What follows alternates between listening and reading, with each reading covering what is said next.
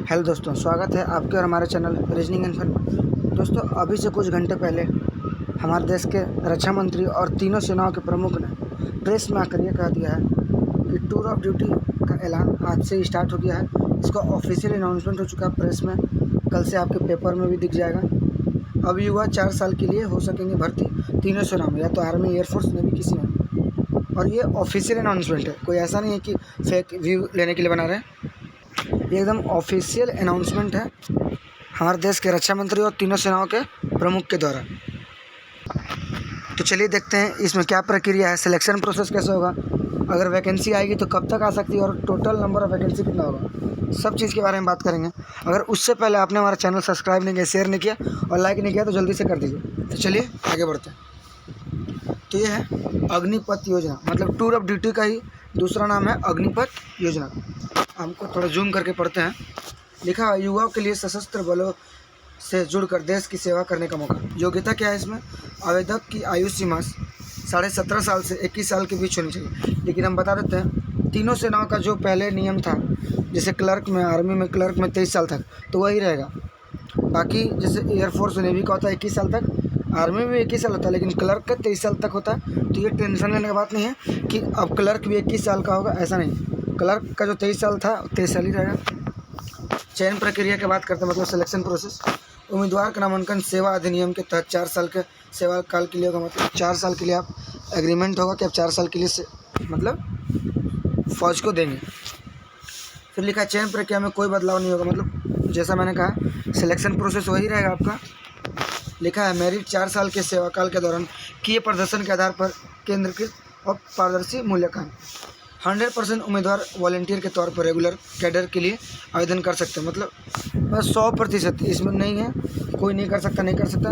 100% उम्मीदवार, मतलब इसमें जो होगा ना वॉलंटियर रूप में होगा। ठीक है, चलिए आगे बढ़ते हैं। लिखा अग्निपथ योजना, युवा के लिए सशस्त्र बलों जुड़कर देश सेवा करने का मौका। आर्थिक पैकेज जो लिखा हुआ, पहले साल का पैकेज जो होगा 30,000 पर महीना आपको मिलेगा और चौथे साल में आपको 40,000 तक की वृद्धि मिल जाएगी। ठीक है, भत्ते, जोखिम, राशन, वर्दी, उपयुक्त यात्रा में छूट, मतलब जो इस सब में जो छूट मिलता था सेना में, इसमें छूट मिलेगा आपको पहले के जैसा। चलिए आर्थिक पैकेज में देखिए, सेवानिधि, मासिक वेतन में 30% का योगदान। इसका मतलब है कि आप जो अपना PF जमा करवाते थे, अपने सैलरी का 30% आप देते थे और सरकार 30% देता था।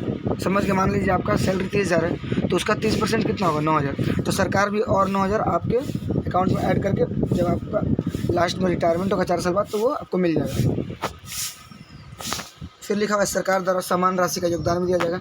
4 साल बाद आयकर से मुक्त 10 लाख 4,000 लाख की संयुक्त निधि का उपार्जित ब्याज का लाभ, मतलब ये आपको अलग से मिलेगा 10 लाख रुपया। फिर कार्यकाल पूरा होने के बाद 4 साल पूरा करने के बाद आप सभी उम्मीदवार सेवानिधि के लिए पत्र होंगे। सेवानिधि एक तरह का अमाउंट है जो आपको मिलेगा 4 साल होने के बाद, जो मैंने ऊपर बता दिया। उच्च शिक्षा के लिए कौशल पात्रता प्रमाण पत्र के क्रेडिट अंक, मतलब अगर आप आगे जाके कोई अलग से एजुकेशन लेंगे तो उसमें आपको छूट मिलेगा, क्योंकि आप 4 साल का अग्निपथ सेवा करके आए, जिसको आप लोग अग्निवीर कहलाएंगे। चलिए आगे बढ़ते हैं। फिर लिखा हुआ है आर्थिक पैकेज में आपको 48 लाख का गैर अंशदायी जीवन बीमा होगा आपका, मतलब आपका 48 लाख का बीमा होगा। फिर लिखा हुआ है सेवा के कारण हुई मृत्यु पर, अगर आप सेवा के कार्यकाल में मृत्यु हो जाता है तो आपको 44 लाख रुपए का अतिरिक्त अनुग्रह राशि मिलेगा। फिर लिखा सेवानिधि सहित 4 वर्ष तक सेवा किए गए हिस्से का भुगतान होगा आपका। फिर लिखा जितनी फीसदी अक्षमता चिकित्सक अधिकारी द्वारा घोषित उत्तम मुआवजा, मतलब अगर आपका कोई मेडिकल है तो उस पर छूट भी मिलेगा 100%, 75% और 50%। तो ये था आज का न्यूज़। अब बात करते हैं टोटल वैकेंसी कितना है और कितना दिन में वैकेंसी आएगा। तो राजनाथ सिंह ने ऑफिशियली कह दिया है कि अगले 90 दिन में ऑफिशियली जो वैकेंसी है अनाउंस हो जाएगा। मतलब अभी जून चल रहा है, जुलाई, अगस्त, मतलब अगस्त तक आपको रैली दिखने मिल सकता है तीनों सेनाओं का, एकदम गारंटी लिख के। और PIB जो न्यूज़ होता है वो भी डाल दिया ऑफिशियली। अगर आपको यकीन नहीं है तो PIB सर्च करिए क्रोम ब्राउज़र पे, तो आपको दिखाएगा। वहाँ आप अग्निपथ करके जो प्रेस रिलीज हुआ उसमें चेक कर सकते हैं। बात रहा वैकेंसी का, तो टोटल 46,000 वैकेंसी आएगा आने वाला 3 महीना में। मतलब हर साल 46,000 वैकेंसी आएगा तीनों सेना में, ये फिक्स हो चुका। और ये जो पहला वैकेंसी आने वाला अगस्त तक 46,000 तीनों सेनाओं में मिलाकर, तो ये बहुत बड़ा अपॉर्चुनिटी है।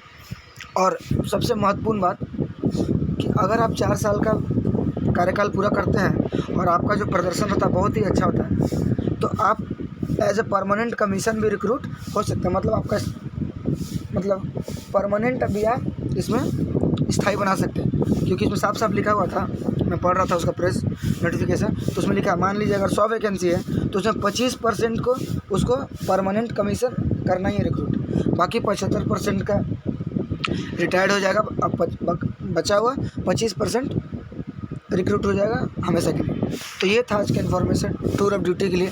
जो आपका डाउट था क्या नहीं है, उम्मीद है सारा डाउट आपको क्लियर हो जाएगा।